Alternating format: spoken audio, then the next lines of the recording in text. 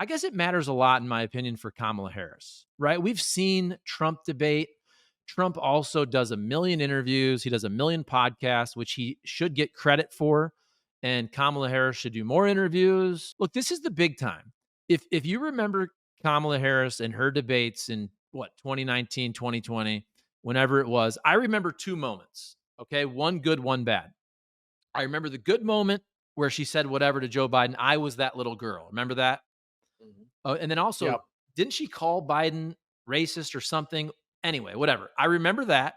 I remember Tulsi Gabbard getting after a little bit. And then obviously people on the right play that clip all the time and are like, Tulsi Gabbard destroyed Kamala Harris, which it was a nice moment. I didn't think it was like the greatest thing ever, but whatever. Look, this is now the big time. You are running for president.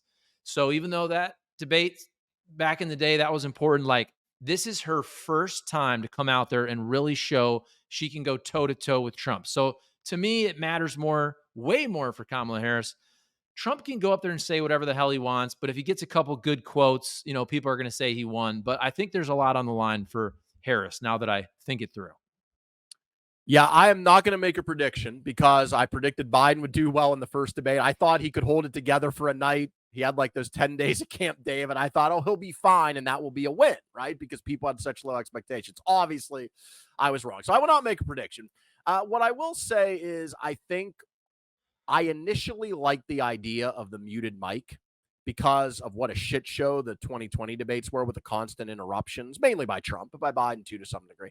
But then in practice, it was one of those things where it sounded great in theory. Once I saw it, it led to what would have been, if Biden was just okay, it would have been such a boring debate.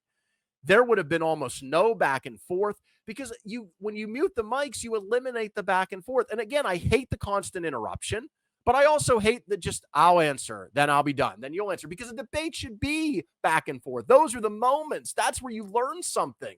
So I love the idea of the muted mic when I heard it, but then when I saw it in practice, I don't like it at all. I think it benefits Trump.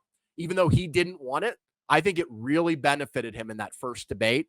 And I think it will probably benefit him again because it forces him to rein in his worst impulses, which are to constantly interrupt, to potentially say something that is inappropriate or that he shouldn't say because he's fired up in the heat of the moment. Now, if he does that, you won't hear him because it's muted when he's not giving his answer. So I think it helps Trump.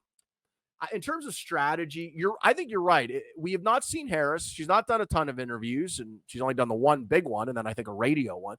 She's laid out some policy, but American people are still learning about her. They know who she is, but they don't really know her. This will be the biggest audience she's ever had, bigger than, her acceptance speech at the DNC. Tens of millions of people will watch it live. Millions more will see the clips. So this is huge for her. I mean, absolutely. Trump, we know what he's probably going to do. It's the same thing he usually does. Hammer immigration, inflation, say a lot of things that are not true or really misleading, ramble, at times incoherently. That's kind of what he is. People expect that. That's the bar for him. We don't really know what the bar is for Harris. It could be bad. It could be really good. Who knows? So I think Harris, obviously, she's got to lay out some policy. I think for her side, you have to fact check Trump to some degree.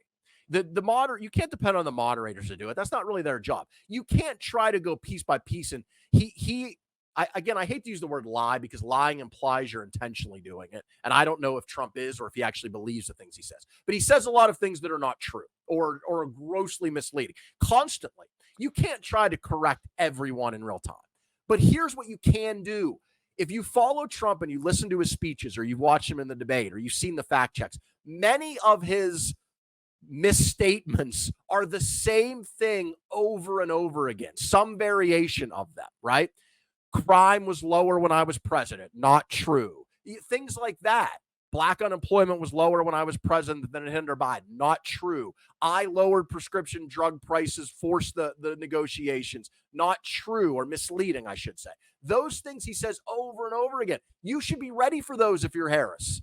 You should have short, crisp beatdowns of him when he says that. Something like, there he goes again. Let me tell you why that isn't true. Here he goes again lying. Here's the actual facts. Have it ready to quickly correct him and then pivot to what you would do and the differences in policies. That's what a skilled debater does against Trump. You don't try to fact check everything he says. You'd be there all night. You'd have no time. But he says some of the same misstatements over and over again. Be ready. For Trump, I think it's very simple. Act presidential. Don't, for God's sake, don't say anything about her race. Don't say anything about her being a woman. Don't she's make fun black. of. Yes, don't talk about it. Don't even say the word black in any context. Avoid that word like the plague. Don't make fun of her laugh. Don't make it personal. Don't call her stupid.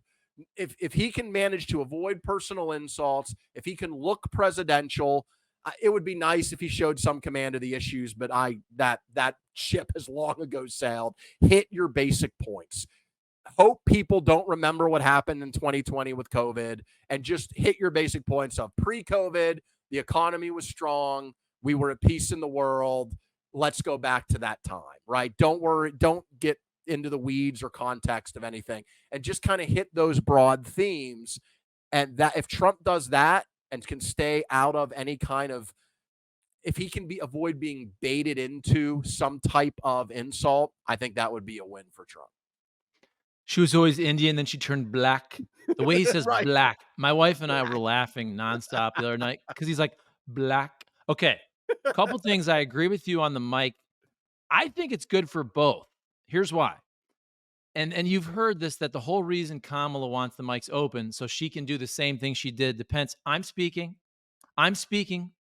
It's my turn to talk, which is a nice look. That's a good way. I think women like that because let's be real, a lot of women are talked over in the world. They're mansplained. So I do Yes. think that's a good moment when Trump starts rambling. Kamala, it's my turn. It's my turn, Donald. It's my turn to speak. But then on the other side, see, you said that it takes away Trump's worst impulses. Off the top of my head, I can remember some good lines though against Hillary. Remember there was one where she said something and he perfectly interjected like, "Yeah, you'd be in prison." Remember it was something like that? That was really good. Yes.